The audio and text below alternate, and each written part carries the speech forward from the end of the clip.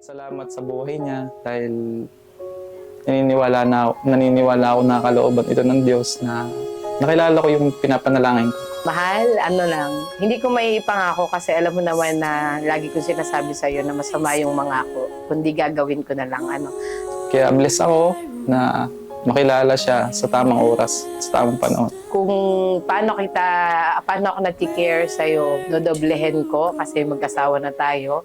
Sabi mo nga, transparent na tayo ngayon kasi iisa na tayo. Lahat ng dinideserve ko sa babae nasa kanya. Yung pagiging mapagmahal, maalaga, nandun yung respeto. Mahal. Sana all mahal.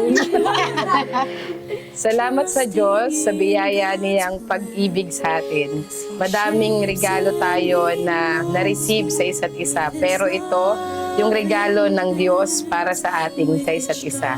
Ang pag-ibig. Salamat sa pag-ibig na na-share mo sa iba. Kaya sana magustuhan mo itong munti kong regalo. God bless, mahal kita. Del.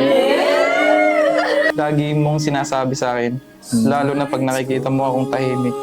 At lagi mong sinasabi ang lalim ng iniisip mo kahit gusto ko lang talagang manahimik. Gusto ko rin laging ipaalala sa iyo ang lagi mong pag-aalala sa akin. Kaya ito, ang regalo ko, trust God, tiwala lang lagi tayo sa Lord. God bless sa atin. I love you. Pipiliin kita hanggang dulo, hanggang pasaway. Yan, I love you, mahal kita. Ang ba ang babaeng ito upang maging asawa, mamuhay na magkasama ayon sa itinakda ng banal na matrimonya. Siya ba'y iyong iibigin, aaliwin, igagalang at iingatan sa sakit at kalusugan, at tanging sa kanya lamang titisan habang kayong dalawa'y nabubuhay? Salamat kasi nagkaroon ka ng takot at respeto sa aking magulang. Kaya nandun na pag-aalis lang tayong dalawa, lagi mo sinasabi, buwi na agad tayo, bawal tayong dilimin kasi baka maghalit ng inay. Pero nagpapasalamat ako kasi hindi ako nahihigpitan sa kanilang mga ginagawa kasi nandun yun, ito yung naging mas madali para sa atin. Nabutin yung goal natin na hanggang sa tayo ikasal.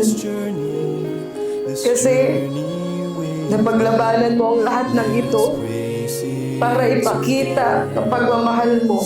Kaya salamat. Ngayon, sayong-sayo na ako at ikaw ay akin. Dahil di ba sa panalangin, sabihin niya sa Panginoon na sa huli kong panalangin, ikaw na yung ibibigay niyo sa akin. Maraming salamat kasi naging matibay ka sa akin. Naging matibay ka sa lahat ng pagsubok. Nakita ko yung pagnanais mo na lahat ng problema makaya.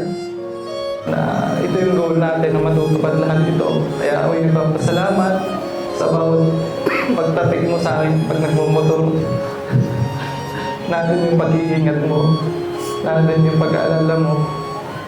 Lubos na nagpapasalamat dahil lahat ng diniset ko ay nasa sayo.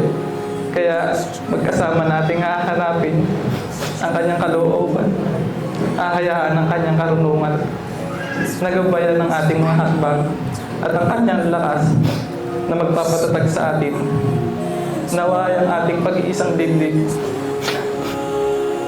ay maging patotoo sa kanyang kaluwalhatian, isang refleksyon ng kanyang walang hanggang pag-ibig at isang tanglo ng pag-asa sa mga nasa paligid natin mula noong unang araw na nagkakilala tayo. Alam po may magandang plano ang Diyos para sa atin, isang planong nakaugat sa Kanya at walang hanggang pag-ibig na banal na layunin. Ngayon, nangangako ako, iingatan at pararangalan ka sa lahat ng araw ng aking buhay. Mahal kita.